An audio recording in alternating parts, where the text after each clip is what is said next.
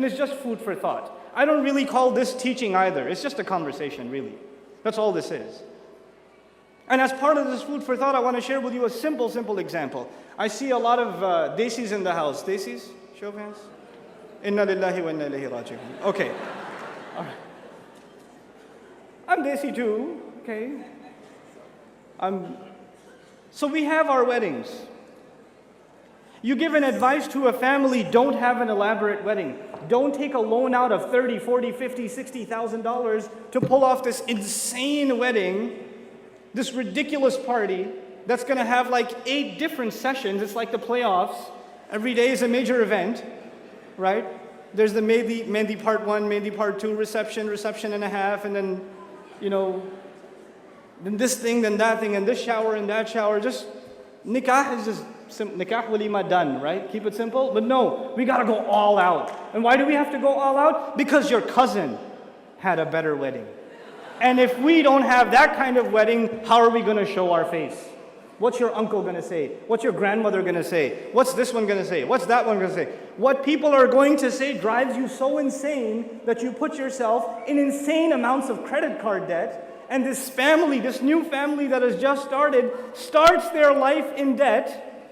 And they're getting, as presents, they're getting like 30 blenders, $100 gift cards. And on top of that, they inherit something they're paying off for 2-3 years. No wonder. One of the main causes of early divorce is financial distress.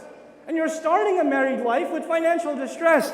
Who put that burden on you? And look at the sunnah of Allah's Messenger sallallahu alaihi wasallam.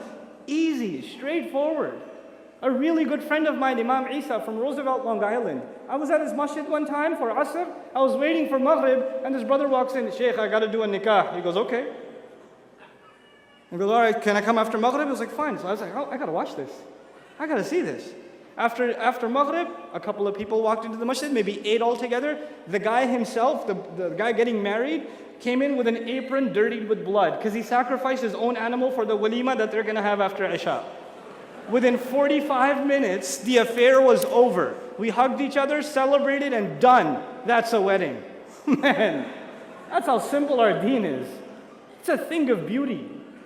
It's a thing of beauty.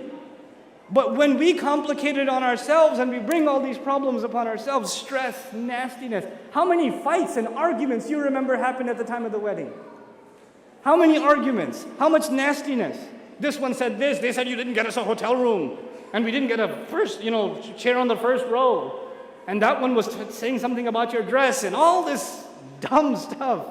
And we make our lives hard with. And Allah says the intention, the objective of these rules, make your life easy. You were made weak. وَخُلِقَ الْإِنسَانُ ضَعِيفًا. The human being was created weak.